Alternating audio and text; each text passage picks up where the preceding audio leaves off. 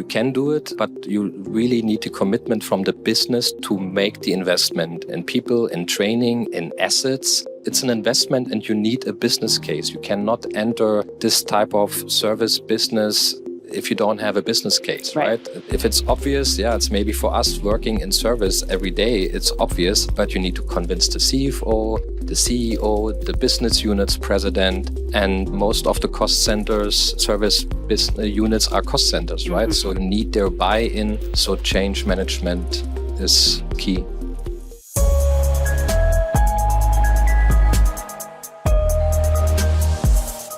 Hello, welcome to the Unscripted podcast, where you'll find discussions on what matters most in service, leadership, and business transformation. I'm your host, Sarah Nicastro. Let's jump in. So we're going to talk about, I'm sure you've heard of Rolls Royce, of course, and you probably have the context of Rolls Royce being, if not one of the first company to successfully embrace servitization and as a service model. And so a really interesting history there. And we're going to sort of talk some about that history, how it's evolved, and how it applies to the part of the business that you are responsible for today. Okay, so that's sort of what we're going to talk through. But give everyone a little bit more context about you, your background, your role, and we'll go from there. Yeah. My name is Joern, and I'm a service guy. Sometimes I consider myself hardcore services because I have seen everything which is possible or you think is impossible. So I started my professional career as an airplane mechanic.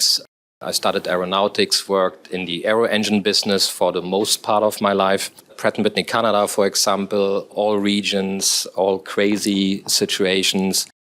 And now 18 years with Rolls Royce. Started in civil aerospace, specifically business aviation and regional aviation. And then since 2018, I swapped planes for trains and ships. I'm now with power systems. So I let out most of the kerosene out of my body and replaced it with diesel fuel. Still have enough kerosene left. And I have seen a lot of transformation in our industry. But the interesting thing, if you're on service, machine is a machine. Could be on an aircraft, could be in a vessel. And it's really fun that you can take your service experience and use it to further develop other industries, areas. So you've had the opportunity to do that within Rolls Royce, but that's, I think, a growing trend across industries as well. It used to be that companies would always look for people that had expertise or experience in their particular industry. And more, we see people looking to bring in folks from different industries who have the service experience. They understand sort of the transformation and, sort of how the business part, but to get that different viewpoint, and to get those different experiences. So as I mentioned, Rolls-Royce, famously known for the innovative power by the hour concept. So in many ways, probably one of, or if not the originator of the servitization concept. What do you think contributed to the company's success in thinking out of the box and prioritizing the value of outcomes pretty early on compared to others? Yeah. And early on means I wasn't even born when they sold the first power by the hour. That goes back to 1962. And it was, in fact, not for an airline. So first power by the hour goes back to 1962. And it was for a business jet, for a Hawker Siddeley. And the reason was the customer did not have own capabilities. Those guys, they're flying all the way across the world, don't share their schedules or who's on board and all a little bit secrecy. But they wanted a peace of mind and they wanted like a fixed cost per flight hour guarantee. And that was the first contract. And frankly, at the time, there was not the basic there there was no trend monitoring, no connectivity. These were hydromechanical engines. But, the customer said, okay, I want this. We listened, or, my predecessors listened, and they signed that deal. And from there, they developed a lot of extra services, service levels like line replaceable units, engine repairs, and they guaranteed a fixed price, not knowing what they going into, and then developed capabilities from there. And truly, the big change was the development of trend monitoring. Of the GE called it engine condition trend monitoring. We call it engine health monitoring. That was mid of the 90s. And with that, okay, we have the data of the engines. We know when they need service, etc. And the first big deal with an airline was in 1999 with American Airlines with what they call total care. And in the meantime, and maybe we talk about this later, but the whole maintenance philosophy has changed. 70% of an aviation business of customers are on these contracts. But you have to have those basic building blocks in place, know your customer requirements, and have everything what you deliver in service have ready. Have the spare parts. How do we have the spare parts? Hey, you need to forecast. You forecast on what, right? On hours, on maintenance programs, etc. Field service training. The whole service supply chain has to work before you can sign a contract and guarantee that you have 95% availability, etc. Because if you don't, then it's become very costly.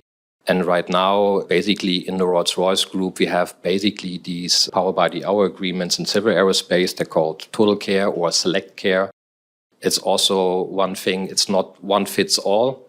So basically you listen to customers. There are new airlines, legacy airlines, and in defense, we call it mission care. In power systems, we are just starting with that. We call it value care, but we have rail operators, who signed 27 years peace of mind with a contract, right? And so it's actually a really basic building block to have that long-term customer loyalty, stickiness in the relationship, and that really transformed the company in service and even the way we do maintenance. Yeah. So if I heard you correctly, that initial catalyst for this was a customer requesting. Yeah. Right. So it's interesting because, as I said earlier, when we're looking at how do we innovate, a lot of times neither is wrong, right? I mean, you can come up with an idea and then test it and see what the appetite for it is. But when we're listening to our customers and we're understanding what they want and what they need, right? Even when it's very different from what we've done before, so Rolls-Royce heard that request. It probably thought, how the hell are we going to do this, right? And then thought, okay, well, if this is what they want, let's figure it out, right? And so there's a lot of power in, having those close customer relationships so that those customers are coming to you asking for what they want or what they need, or the business well enough to understand some of those areas where there are opportunities. And then to your point, making sure that you are well structured to deliver on that promise. I think when we think about power by the hour or any as a service type offering, one of the biggest fears is the risk. There's inherent risk in the business model. But when you can set yourself up to be able to deliver on that promise, the risk is very much worth it. And it's a very mutually beneficial relationship, right? But before that risk is, the business decision that the business actually is supporting it. Because right now, the classic is time material business. If a customer needs something, a spare part, we sell them the spare part. It's very profitable, right? And most of the companies, they have like business units and supporting functions. But, that spare part business is so profitable to switch them and to the idea, no, now we sign a long-term service agreement and actually we want to avoid the use of spare parts and we want to manage it right. That's a big hurdle to actually overcome. And then, of course, if you sign those deals, you have to deliver it so that it's really profitable, and to find also the right price point that basically with the customer, you have to do it together. You have to understand the customer so that you can say, what SLAs do you need? What SLAs do you really need, right? And even to a point where you integrate yourself with the customer. Like in lots of bigger airlines or fleet customers, we have people co-located there with them, and they are part of the team. So we talked about that concept originated in the aerospace business. So in your current role with Power Systems, where are you at with servitization today? So we talked about the historical view, right? And that was in that area of the business.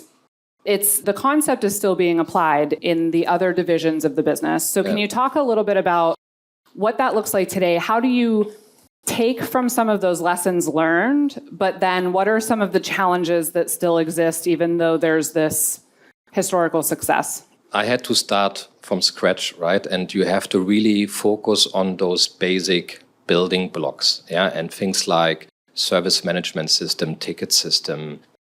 24/7, we built up like a network of operations center. In aerospace and defense, we have like a fully manned 24/7 service center. I saw it did not work for us because different regions have different products. So again, we have ships, trains, mining trucks, all kind of products. The product range is huge. So there is not like a central operations center to do all the service management. So we have basically a global network. They work follow the sun type of model. Field service we built up. We have the spare parts business aligned, and we started asking customers about their experience. So we introduced NPS score. So all these sometimes non-sexy building blocks, you have to do it, you know, and that took 2 years. So now basically we take the next steps. We connect our assets. We invest into engine health monitoring. We have a few customers from ships, trucks, trains who are trying this. And with that, we actually have the ability to go into these business models, like what we call value care. The difference is not every customer needs it. So the biggest want from customers for these type of solutions is really from fleet customers, and where there's such a high criticality that the equipment works that they partner up and said, well, if it's not working, you know, the impact to my customer is so big, I rather, you know, team up and have the support, right? And most of our applications are, we call them mission critical. If a genset is not working in a hospital, you know, the grid is collapsing and there is like a dark emergency room, that's not good, right? So yeah, and that's the journey we are going. Of course, everyone looking for the stars, but really take the time, take the team with you. You know, that change management was a big portion. And a lot of people were basically firefighting. There was a firefighting culture in the company. People enjoyed firefighting rather than make the standard business in a way that you don't need to firefight. So basically get people out, train them, send them to Rolls Royce, go look, see it worked there. So that was a big portion in the first years, and now they see it works. And again, the learning when we took the processes from civil aerospace, I could easily apply 80% of it for the standard service management processes. And that's how I learned. I learned from defense. I learned from the large engine teams when I built up the operations center and service for business aviation.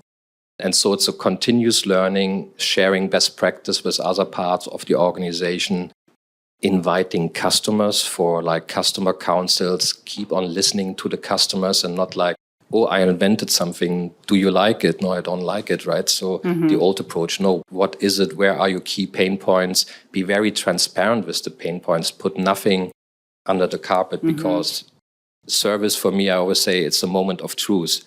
You sell a product, people select the product based on attributes, price, and whatsoever. But the customer experience is when the product is not working, and how is the company reacting to that. Customer experience is training. Yeah, that's often the first touch point when you sell equipment. So how are we performing a training? How's the documentation looking like, right? So we call it the customer journey. So we look at which touch points our customers have and basically want to up our game on each of these elements. And that's not only in the customer facing, That's also in research development, logistics.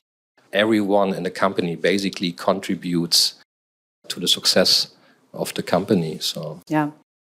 Okay, there's a couple pieces I want to go back to. So we started with talking about that customer intimacy, and I like the point you made about having that transparency, right? The other thing I want to reinforce is what you said about the unsexy bits, right? So if you're going to embark on this journey and you're going to start making these promises, you need to have the infrastructure in place technologically from a process perspective to make sure that you can deliver what you are promising.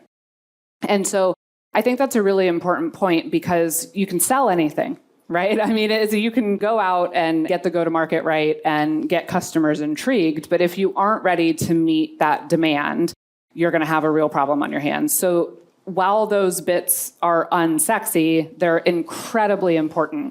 And what I was mentioning in my introduction when I said that when we think about the journey to delivering outcomes, whether that's the monetization of that can be different. It can be an as a service like Power by the Hour. It can be a different contractual agreement. Whatever it is, when you're guaranteeing an outcome, IFS customer in the UK, Cubic Transportation, and they were in a similar experience, although far more recently, where the Transport for London, so the company that has all the tubes and all of the public transportation, came to them and said, we want to guarantee a consistent experience across every station in the UK. So essentially prompting Cubic to deliver outcomes. And their point is you could never scale manpower to meet that need. You have to turn to the technology and the infrastructure to be able to monitor, to be able to respond adeptly, et cetera. So I just want to reinforce that point because a lot of times companies want to run before they walk. So they jump to getting excited about meeting a customer need or desire without having done some of that foundational work. So I just wanted to reinforce that. But that's okay. Sometimes opportunistically, you have a customer demand and they want it, but you are not ready. But then if you're transparent enough and say, okay, we do it together, there will be disruption, but we will cater for it and we do the journey together. I think then it's okay. I'm not saying that, do 100% of your homework and then 10 years later and say, now we can do it. And the customer, now we actually signed up with other people. And so you can do it, but you really need the commitment from the business to make the investment in people, in training, in assets. It's an investment and you need a business case. You cannot enter this type of service business if you don't have a business case, right? If it's obvious, it's maybe for us working in service every day, it's obvious, but you need to convince the CFO, the CEO, the business units president, and most of the cost centers, service business units are cost centers, right? So you need their buy-in.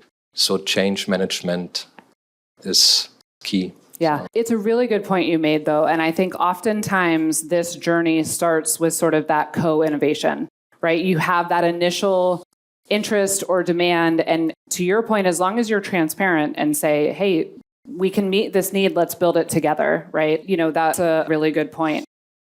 The other thing you spoke about that I wanted to go back to that sort of ties into what I said earlier about a value narrative. So you talked about, understanding what the customer needs in terms of that peace of mind, whatever that looks like in terms of their SLA requirements, and then pricing accordingly, right? So can you just talk a little bit about how you shift from that transactional language with customers, this breaks, we come and fix it, to more of that value-based, outcomes-based narrative? Like, what advice would you give on how to do that well? Well, understand your numbers. Classically, you basically say you have a product, a machine that needs maintenance, and there is like a maintenance program, there are hours, and then you multiply everything out from the washer to, bigger units you have to exchange, and you add everything up, you add your margin, and then you go to the customer and say, here, this is the price. And the customer says, well, hey, I have your spare parts catalog, I have the maintenance. Thanks for the mathematics. That's my conclusion, right? So that's the one element. The other element is what is the value of a customer, right? If somebody is in a power production, if a generator or a CHP combined heat power is not working, he's losing 50, 60,000 a month, right? So you have to meet in the middle and say, hey, you can rely on us. We will have spare units. We have people, we connect. And so he has to understand that in this partnership agreement, his outcome is better than just basically be ordering service on an ad hoc basis. And then again, listen to the customer, because some customers say, I just want this element and I want to pay for that. The other is like fixed price or I manage. So it's almost like a menu where people can choose from. Of course, it would be good to have a standard and not like have 100 customers and have 100 different type of contracts. Deliver, because it's like an insurance. Like if you have a contract, you say, hey, I have a health insurance and something happens, and then the insurance dealer tells you, oh, that's not covered. Read the small print paragraph 347. That can't be the experience. So actually in our agreements, we really have minimum exclusions because we know what can happen. We say, hey, if you find a peanut butter sandwich in an engine, that's not good. You have to cater for that. But, normal wear and tear, and it's really that they understand what they get and then ensure that they are getting it. And again, on service levels, it's like data center, right? It's a huge business, right? With AI and after COVID, those data centers, they exploding all over the world, and we provide emergency power. Their SLAs are, okay, in 2 hours, you call us back. In 4 hours, you have a guy with the spare parts there, right? I mean, and then you need to, that's the demand. And then you have to cater for the demand and you have to see how you can optimize in a region your footprint that you can actually deliver to these SLAs. Yeah. The other point you made that I wanted to go back to is that this model isn't a fit for every customer. So I think sometimes that can be a bit of a myth, is that once you go down this journey, you're sort of converting to all as a service or all servitization. But I think often companies look for the customers that this does work for and learn how to meet that need, but still have more traditional agreements with other customers. So that's your experience as well, right? Yeah, there are a few tricks you could apply. Let's say if you have lots of individual customers who have maybe one unit, like smaller business, if you consider them as a fleet and basically have more customers joining that and do also the management as if this would be one big customer, even, they're like all over the place. But if you can fence it in and say, okay, I have Germany and I have like 1,600 customers having gas gen sets, right? Everyone has only one. But, if I consider this as a fleet, then I can approach them and say, hey, sharing is caring, right? We can have lease engine spare parts, and can still find synergies that it's worthwhile. And then I have seen it interesting in business aviation. There was like a lot of, 62, we signed the first contract. The real bigger leap came only in 2002 because there was like a hesitation from business aviation to connect engines and to sign up for these contracts, because money is not an issue, right? But it's availability. They only have 200, 500 flight hours a year. But they said, if my client wants to fly, he wants to fly. Those guys don't understand the word no. So you have to basically then work with those customers, with the OEMs, and say, what do we have to do and what are the solutions that you can deliver that experience, which is uptime, right? And you have different KPIs. We avoided missed trips as a KPI. And then it works. And now I try to do the same for the yacht business, pleasure craft, because the owners are often the same, right? But, it almost feels like a Groundhog Day. So I have to go through the same things again, but it's fun, right? And seeing is believing. And sometimes we connect those customers and say, hey, it works there. So we were recently in Savannah, Georgia with Gulfstream, put clients there, and hey, it works, right? So we have a few pilot customers even on the yachting business. But I don't think we will get to a level like in aviation where it's sometimes 70 to 80%. Mm-hmm. Yeah. So you mentioned you're repeating parts of this process with your different customer segments. And you mentioned change management. So what are some of the change management challenges that have come up? And what have you learned about how best to navigate those? Would be good to have a sponsor at the C level. So because there's a lot of hesitation, right? In all functions, in quality, they have a lot of stuff in their poison cabinet. They don't want to open it. In finance, hey, I have nice margins from the spare parts business. Why should I change, right? So at the C level, you need a sponsor and then really spend the time with all functions and involve them early, right? It was funny when I started with Power System and I set up this 24/7 support. I said, which specialists need to support me, like quality and engineering? And I went to engineering, hey, I need to do a workflow and you guys need to support us, right? The first thing they were asking was for a cost center number so they can book their hours. And I said, you guys are nuts, right? We are needing your support to fix the issues you are owning, right? I'm not giving you a cost center number. So, and actually the change management is so important and a lot of times we want to avoid it, right? It's not comfortable, but you have to follow through. You have to involve them, make them part of the solution and also of the success. And it takes sometimes longer than actually building the capability. So building capability when you have a plan, etc., it's easy, right? Even investing in technology and this, then if you're going into the execution mode, that's easy. The hard part is the stakeholder management and get the buy-in. Yeah, that's a good point. And I think, when it comes to, you mentioned you can't avoid it, right? And I think that's an important point because you're going to have pockets of resistance. You need to expect that. You need to understand that's normal and you need to just be prepared to navigate it, right? What about when you think about as you have new customer segments that you're approaching about this model, the person that you would have the conversation with is going to be different than the person you would have sort of the transactional service relationship with, right? Are you usually selling these agreements to a different person that would be responsible for the transactional service relationship?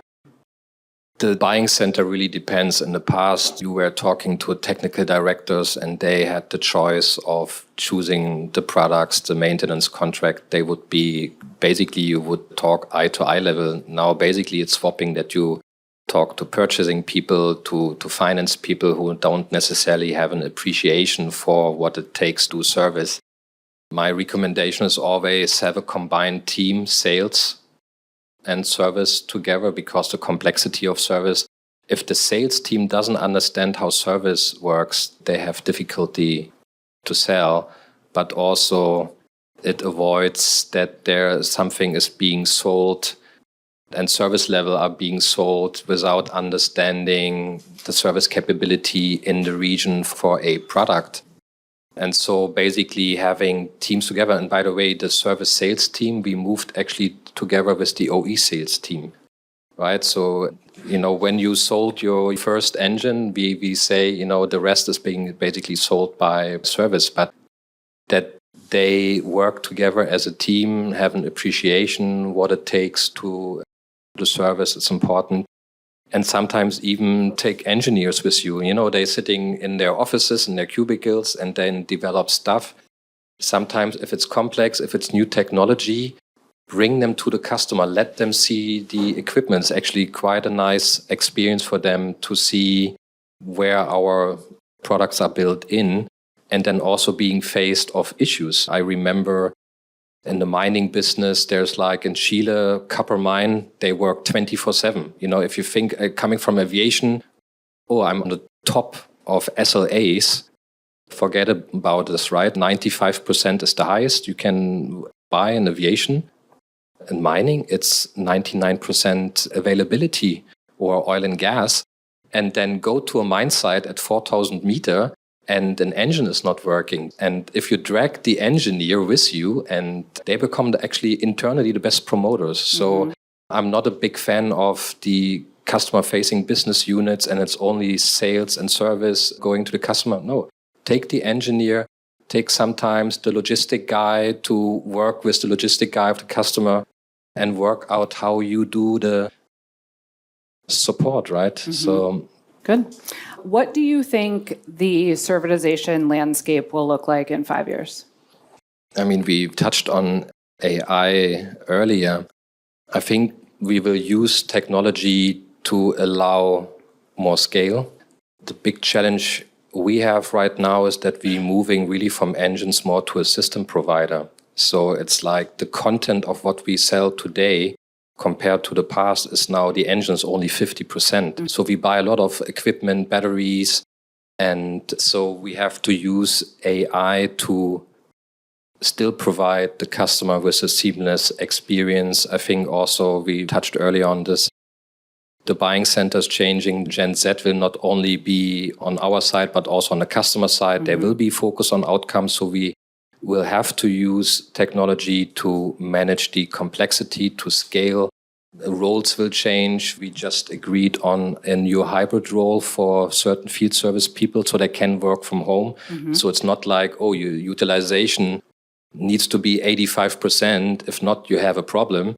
No, if they can work from home and do troubleshooting remotely with the customer, that's okay. It's a service.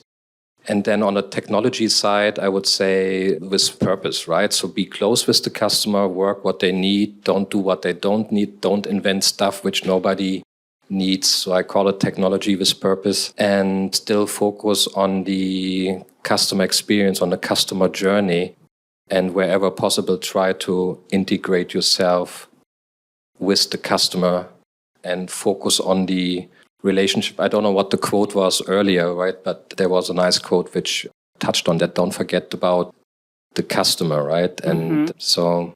Yeah, use the technology, but don't let the experience become artificial. Yeah, I think is the one. Yeah. Exactly. And in the end of the day, contracts and, are signed between people, right? So it's a people business. And I think on the field service side, because we talk about future of field service, you touched also on the experience of the employees, and that's important. That, we have to find a new talent. Actually, you touched on women in service, so I'm promoting that as well. Because now with remote service, etc., we can actually get more women into service. I think they are sometimes the best troubleshooter compared to men because they think sometimes different. We're smart. So it's quite successful. And have focus on customer experience, but also employee experience. So they want to work in service, right? That they really say, hey, work-life balance, technology, they can combine it. Their experience is also important. So that will be certainly on our roadmap, and we're working already on that. So. Yeah, I think that's a really good point. And I love what you said about changing the role of the technician to where they have days they can be at home and they're doing troubleshooting and understanding that's still service.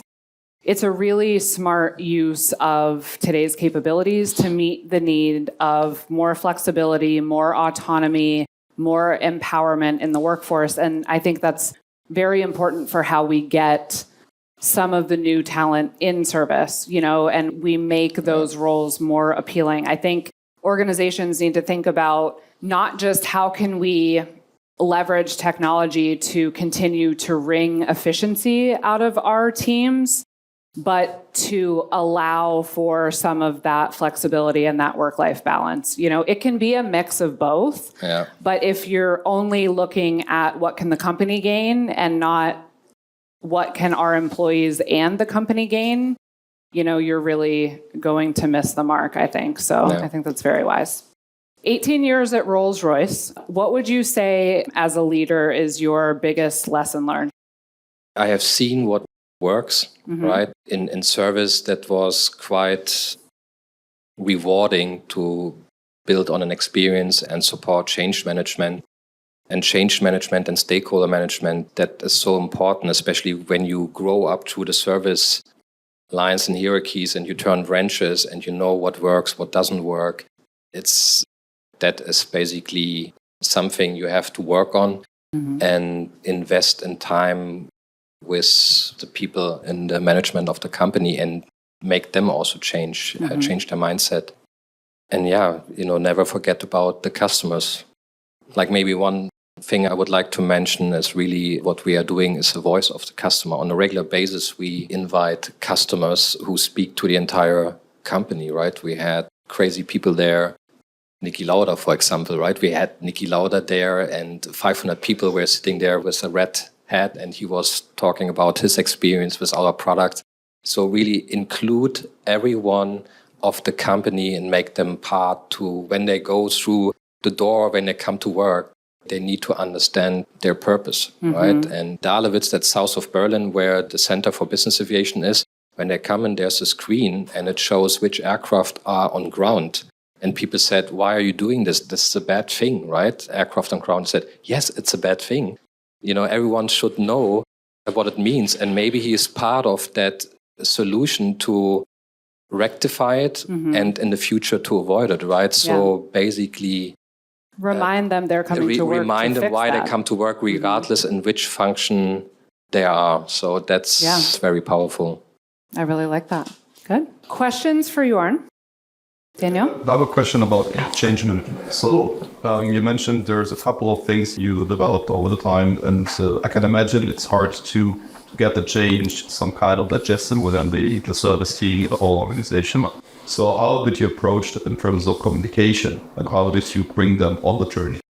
Well, I had the pleasure. I was asked from Rolls Royce Civil Aerospace when they bought Power Systems, hey, you're German, you know service, and why don't you go there? So I had the benefit of the CEO supporting me, at least, getting into the company. And then it's just normal, get to know each other, take them to customers, talk about us. One of the key is a business case. You can't just say, oh, it's the right thing to do, that we need 24/7 support and whatever. You need to have a business case, very transparent. What is the investment, but also what are the benefits? Like, when you do trend monitoring, hey, you can avoid potential warranty costs because you can repair before it really breaks in a way that you can't repair it anymore, right? So business case is key. It's not like, oh, it's the right thing to do, let's do it. For convincing the organization, you need a very bulletproof business case, proven business case. We talked about risk, right? And because people try to dissect this. And that's a big portion of the change, because if you have a positive business case and whatever transformation programs you have, you can present it and say, hey, it would be stupid if we would not do it. And then also help customers, bring in customers and tell them what they want, right? And in the end, I think in the future, you won't sell your products unless the service business can provide solutions for what the customer needs, and that you can provide a seamless customer experience and customer support, right? It will be a decision factor. It's not like in the past, oh, there's a catalog, it's a nice picture of a machine, okay, I buy it. No, they will say, okay, so if something is not working, how do you support us? I know people who sell not selling machines, and basically they sell outcome. Okay, so you customers, I place the machine there, and you pay me just for whatever the machine is producing, right? So that will happen. Is that answering? Yeah, maybe also in the other direction. So thinking about once you apply the change to your organization, I can imagine that many people are having fears of change when they have to execute within the organization. So thinking about engineers, thinking about people in the remote diagnosis areas. So how do you get them on board on the journeys? I'm a big fan of seeing is believing. So I took a lot of those team members. We traveled to the operations center. They talked to other colleagues, went to operations center from customers and include them, right? And I mean, to work in service is actually pretty sexy, right? I mean, you're always on top of technology. You can solve issues, which is very rewarding. You can travel sometimes and you want to attract the right talent.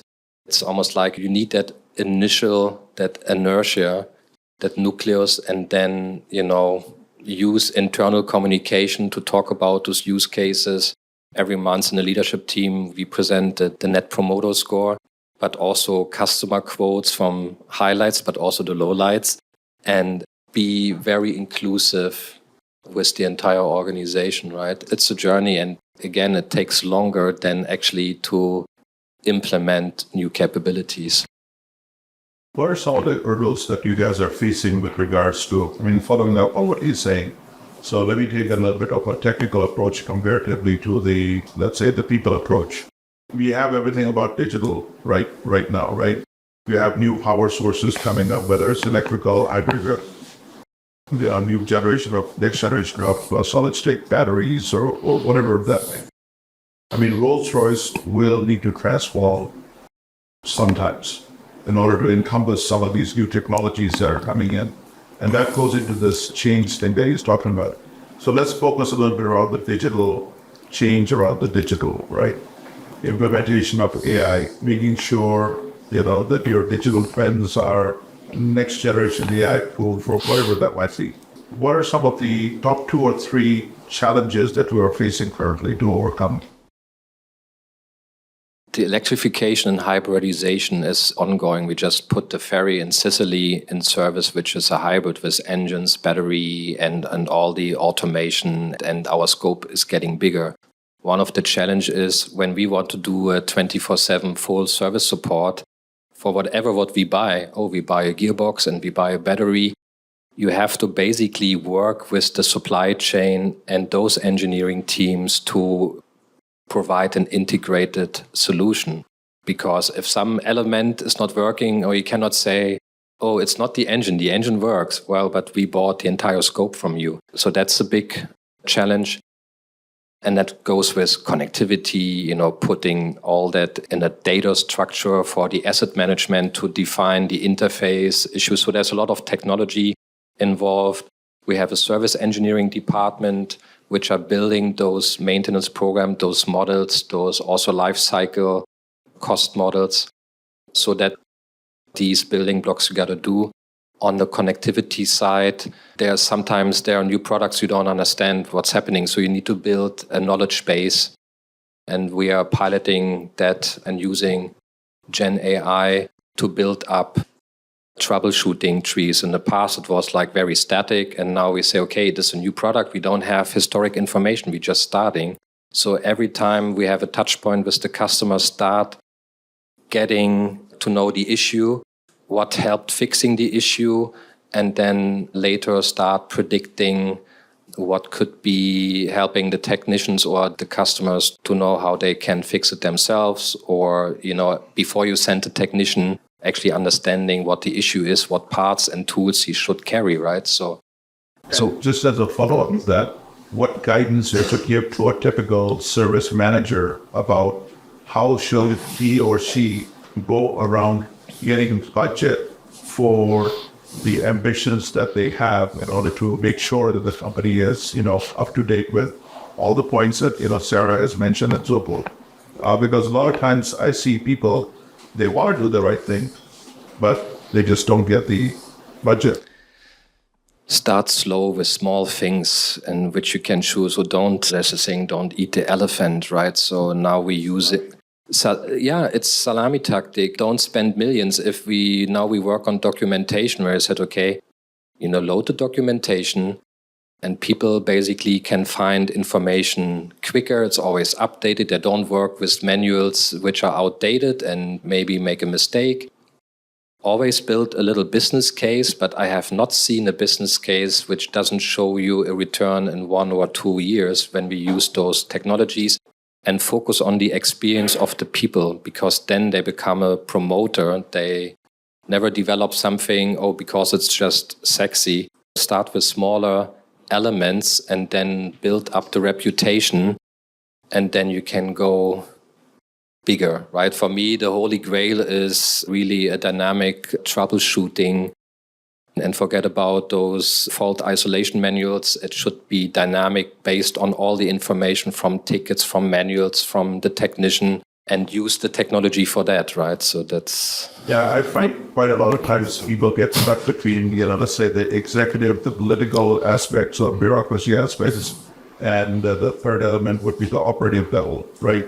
And somehow I see a lot of service managers are not able to get out of that conundrum, which is kind of like they just get in there and then everybody's just pointing fingers and nothing gets done.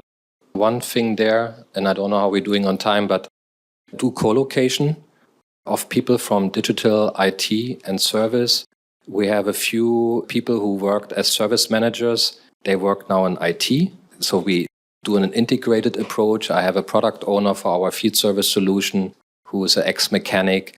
So basically, the IT guys, they always talk about domain expertise. Yeah, we service guys have also domain expertise, right? So let's bring them together and work, even if you don't work in the same organization, but you can always do co-location, right? Yeah, And that cross-pollination of knowledge. So I do have to stop us. Otherwise, we won't be able to feed you guys lunch because the longer we go over, the shorter the lunch break gets. So you'll have an opportunity, though, throughout the day to chat with Joern and ask him any other questions you have.